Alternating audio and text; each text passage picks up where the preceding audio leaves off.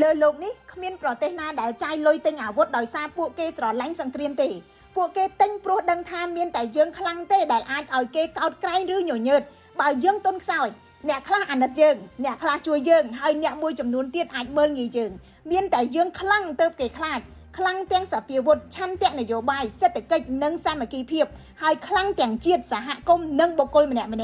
សម្រាប់ប្រទេសមួយក្នុងស្ថានភាពដែលភូមិសាស្ត្រនយោបាយពោពេញដោយការប្រកួតប្រជែងនិងផុយស្រួយប្រសិនបើចង់មានសន្តិភាពលុះត្រាតែប្រទេសនោះអាចការពារខ្លួនឯងបានម្ល៉េះហើយទៅប្រទេសដែលមានធនធានបានគូសវាសទុកមុនរាប់ឆ្នាំចាយលុយរាប់ពាន់លានដុល្លារទិញយន្តហោះចម្បាំងមីស៊ីលនិងសូម្បីតែនាវាផ្ទុកយន្តហោះនោះក៏ព្រោះតែពួកគេដឹងច្បាស់អាវុធអាចការពារសង្គ្រាមប៉ុន្តែអាវុធតែម្យ៉ាងមិនគ្រប់គ្រាន់ទេប្រទេសមួយត្រូវការសេដ្ឋកិច្ចរឹងមាំដើម្បីមានថវិកាចាក់បញ្ចូលកាន់តែច្រើនទៅក្នុងវិស័យការពារជាតិត្រូវការដំណាភិបលើគ្រប់វិស័យដើម្បីធានាថវិកាជាតិចាយដោយប្រសិទ្ធភាពត្រូវការឯកភាពនយោបាយនិងកម្លាំងសាមគ្គីបើទោះបីជាមានគំនិតផ្ទុយគ្នាជាពិសេសជាតិត្រូវការប្រជាពលរដ្ឋដែលមានការអប់រំខ្ពស់ចំណេះដឹងនិងជំនាញដែលបង្កើតបានជាឆ្អឹងខ្នងនៃភាពរឹងមាំ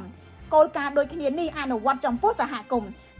មួយដែលគ្មានការដឹកនាំខ្លាំងគ្មានធនធានគ្មានឆន្ទៈរួមនិងត្រូវពឹងទៅលើអ្នកដទៃដើម្បីរស់រានប៉ុន្តែសហគមន៍ដែលមានផែនការច្បាស់លាស់ការពារផលប្រយោជន៍ពលរដ្ឋនិងវិនិយោគទៅលើអ្វីដែលត្រូវការនាពេលអនាគតនឹងត្រូវគេអបអរហើយកោតក្រែង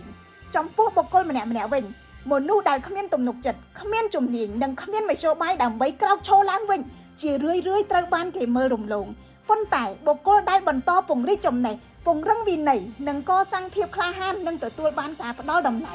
ដូចគ្នាទៅនឹងប្រទេសមួយដែលត្រូវវិនិយោគទៅលើអាវុធដែរបុគ្គលម្នាក់ៗត្រូវតែវិនិយោគលើឧបករណ៍3យ៉ាងជាចាំបាច់នោះគឺការអប់រំជំនាញនិងការតស៊ូអត់ធ្មត់ជារួមប្រទេសខ្លាំងមានអាវុធកងទ័ពនិងសេដ្ឋកិច្ចខ្លាំងសហគមន៍ខ្លាំងមានធនធាននិងសាមគ្គីភាពបុគ្គលដែលខ្លាំងមានចំណេះជំនាញសិលធម៌និងទំនុកចិត្តបើយើងខ្លាំងគ្មានអ្នកណាមើលងាយយើងទេបើយើងខ្សោយយើងបានត្រឹមរស់នៅក្រោមក្តីមេត្តារបស់អ្នកដទៃតែប៉ុណ្ណោះខ្ញុំរស់សុធាពី News Today NPTV សិក្សានៅសាកលវិទ្យាល័យឯកទេសនៅកម្ពុជា CUS មានឱកាសទៅសិក្សាបន្តជាមួយសាកលវិទ្យាល័យដៃគូបរទេសសាស្ត្រាចារ្យមានសមត្ថភាពខ្ពស់និងបទពិសោធន៍ជាច្រើនឆ្នាំមានសម្ភារៈសិក្សាទំនើបមានដៃគូក្នុងស្រុកនិងក្រៅស្រុកជាជាង500ក្រុមហ៊ុន